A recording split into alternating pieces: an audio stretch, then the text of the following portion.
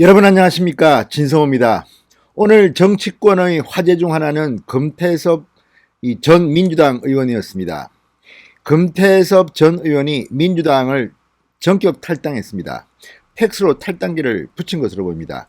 무엇보다 금태섭 전 의원이 민주당을 탈당하며 올린 글이 화제가 되고 있습니다. 이른바 탈당 이유서입니다. 여기에 보면 민주당의 가장 아픈 대목을 조목조목 잘근잘근 씹었습니다. 그리고 문재인 대통령과 이낙연 대표를 연상할 수 있는 그런 단어 두 개가 등장합니다. 그러면서 두 사람 다 지도자로서의 자격이 없는 아주 속 좁은 인간들로 묘사해 놓았습니다. 자, 예정대로 문바들이 폭발했습니다.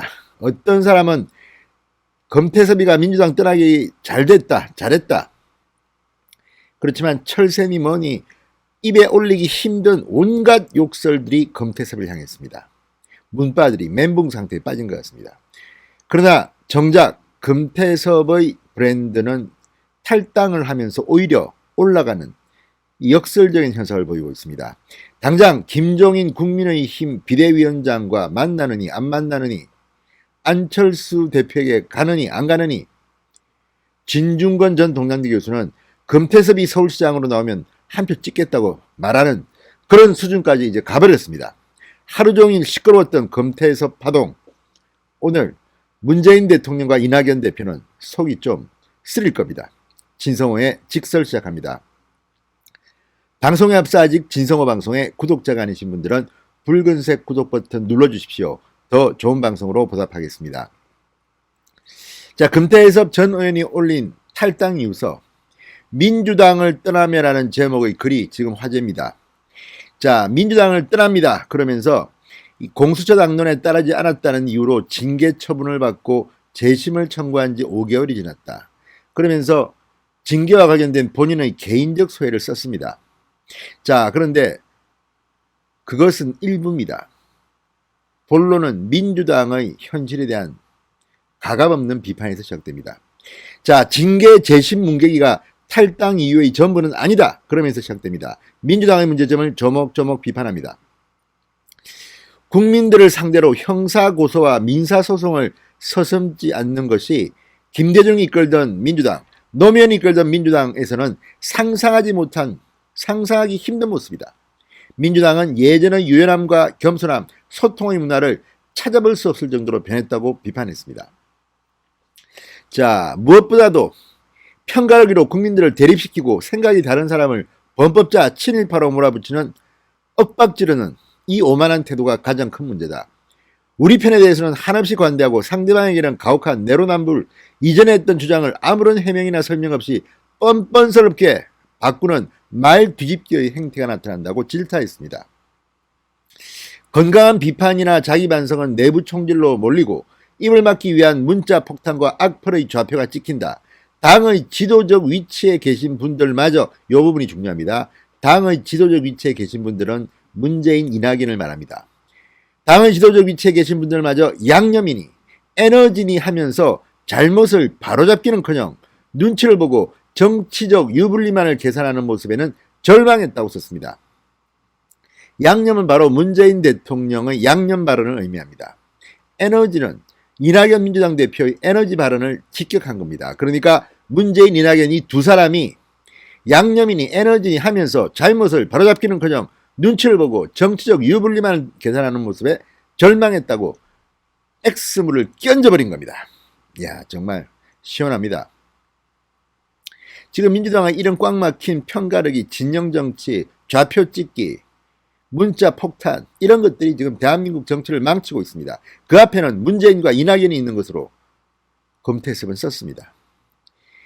자, 금태섭 전 의원은 조국 전 장관에 대해서 그때 은행 불일치라며 당내에서 거의 유일하게 쓴소리를 시작했습니다. 공수처 법안에도 기권표를 던져가지고 당 윤리위에 회부됐습니다. 그 정도로 소신이 있는 정치인입니다. 자, 금태섭이 이런 탈당 이유서를 올리자 문바들이 난리가 났습니다.